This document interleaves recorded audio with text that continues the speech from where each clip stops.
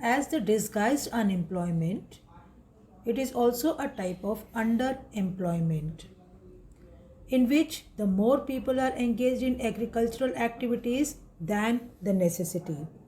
So, the definition of disguised unemployment could be done in this way, that this is a kind of underemployment which is hidden in the contrast to someone who does not have a job and is clearly visible as unemployment. Hence, it is called disguised unemployment. This underemployment can also happen in other sectors also. For example, there are thousands of casual workers in the service sector in urban areas who search for daily employment. They are employed as painters, plumbers, repair persons, and others doing odd jobs. Many of them don't find work every day. Similarly, we see the other people of the service sector on the street pushing a cart or the selling something where they may spend the whole day but earn very little. So, for this, how the employment opportunities could be created. For creating the employment opportunity, the government can take many of the steps.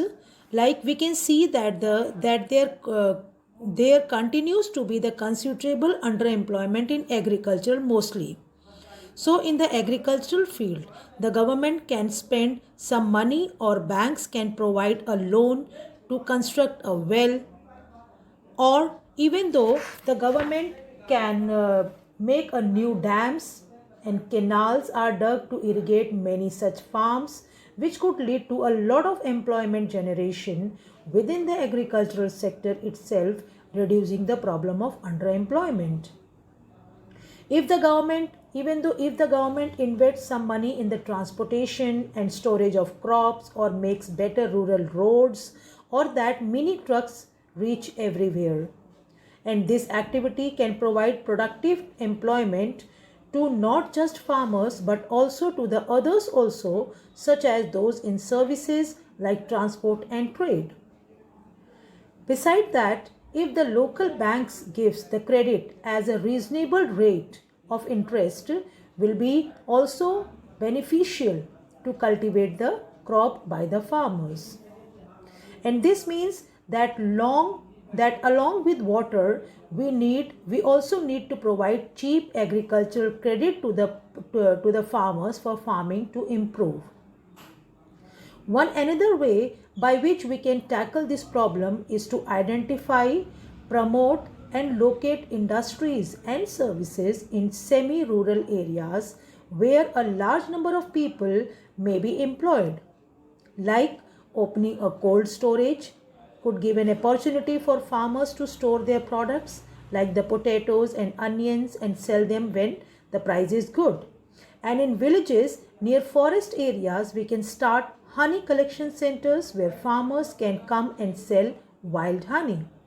It is also possible to set up the industries that process vegetables and agricultural produce like potato, sweet potato, rice, wheat, tomato, fruits, which can be sold in outside markets. This will provide employment in industries located in semi rural areas and not necessarily in large urban centers. In India, 46.9% of the population belongs to the age group of 5 to 29 years. And about 52% are attending educational institutions. Rest are not. They may be at home or many of them may be working as child laborers. So, in this situation, if the government provide the education facility to those children, if the children are are to attend the schools, we will require more buildings, more teachers and other staff. And definitely this situation also create an employment. A study conducted by the Planning Commission estimates that nearly 20 lakh jobs can be created in the education sector alone. And similarly, in the health situation also. If we are to improve the health situation, we need many more doctors, nurses, health workers, etc. to work in the rural areas. And these are some ways by which the jobs could be created. Every state or region has potential for increasing the income and employment for people in that area. It could be tourism or regional craft industries or new services like IT. And some of these would require the proper planning and support from the government. So, the government should provide these helps for the betterment of these rural areas.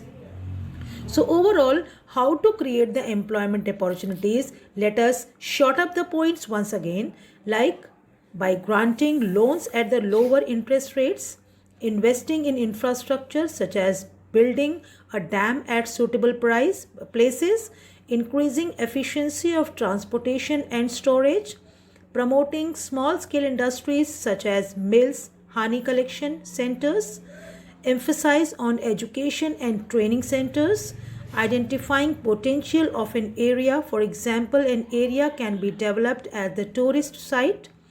Government welfare schemes like the making well or pump near farms, providing electricity, building hospitals, etc. And the government policies like introduction of Manregas, which was introduced in 2005. With the help of all these measures, the government can create employment. Now we will explain the last topic, that is the Manrega. What is Manrega? Manrega was the scheme which was introduced by the central government in India, which made a law according to which the right to work in 625 districts called Mahatma Gandhi National Rural Employment Guarantee Act 2005, which is known as Manrega 2005.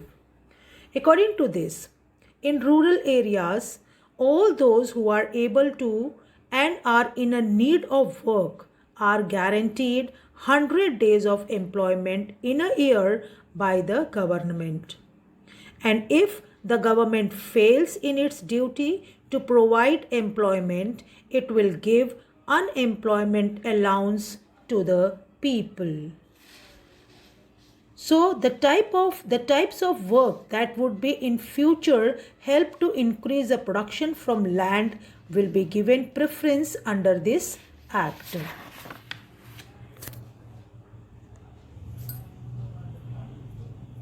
Let us move to the next topic of the chapter, that is the division of sectors as organized and unorganized sector. Let us classify these two divisions. Organized sector. What is organized sector? Organized sector comprises enterprises where the term of employment is regular and the job is assured. And on the other hand, unorganized sector are those sectors where the small units are there and where the jobs are not regular and hence the job is not assured. Under organized sector, companies are registered by the government and have to follow rules and regulations. Whereas in unorganized sectors, companies are outside the control of the government and they have rules and regulations, but these are not at all followed. In organized sectors, employees have fixed working hours and they are paid if they work overtime. But in unorganized sector, they are paid with the very low wages which are not at all regular and there is no provision of payment if they work overtime. Organized sector employees in the organized sector get social security benefits such as the pension, provident fund, paid leave, sick leaves, etc. On the other hand, in unorganized sectors, workers do not get benefit such as pension and provident fund. There are no paid leaves and no leaves due to sickness. In organized sector, workers are paid a fixed salary, whereas in unorganized sector the salary is not at all fixed. So here we can see the various differences between organized and unorganized sector, and it is very clear that in unorganized sector the workers' jobs are not at all secure. The employment opportunities in the organized sector have been expanding very slowly. It is also common to find many organized sector enterprises in the unorganized sector. They adopt such strategies to evade taxes and refuse to follow laws that protect laborers. As a result, a large number of workers are forced to enter the unorganized sector jobs which pay a very low salary, and they are often exploited and not paid a fair wages also. Their earnings are very low and not regular, and their jobs are not secure also, and they don't get any other benefits even. Since the 1990s, it has become very common to see a large number of workers losing their jobs in the organized sectors, and these workers are forced to take up jobs in unorganized sector with very low earning. Hence, besides the need for more work, there is also a need for protection and support of the workers in the unorganized sector. So now let us discuss that who are the people who have to be protected under unorganized sector. For this, we will divide into three categories. We will say that in the rural areas, the people who are unprotected or the people who are need to be protected in unorganized sector, like the landless agricultural laborers, small and marginal farmers, sharecroppers and artisans. Artisans comprises like the weavers, blacksmiths, carpenters, goldsmiths. And these farmers need to be supported through adequate facility for timely delivery of seeds, agricultural inputs, credit, storage facilities, and marketing outlets. The second category of the unprotected workers, or the workers which need to be protected in urban areas, are the workers in the small scale industries, casual workers in construction, trade and transport, and those who work as the street vendors, head load workers, garment makers, rag pickers, etc. The third category comes the majority of the workers who are like the scheduled caste, scheduled tribe and the backward communities. They also find themselves in the unorganized sector. And especially this third category that faces a dual discrimination. Beside getting the irregular and the low paid work, these workers also face social discrimination. So, the protection and support to the unorganized sector workers is thus very necessary for both economic as well as the social development. Classification of economic activities could be also done on the basis of ownership. On this basis, we can classify the economic activities into public sector and private sector. Private sector, according to private sector, ownership of assets and delivery of services is in the hand of private individuals or the companies. On the other hand, in public sector, the government owns most of the assets to provide all the services. Private sector activities are guided by the motive to earn profit, whereas public sector is not just to earn profit. It's for the betterment of the individuals also, betterment of the people also.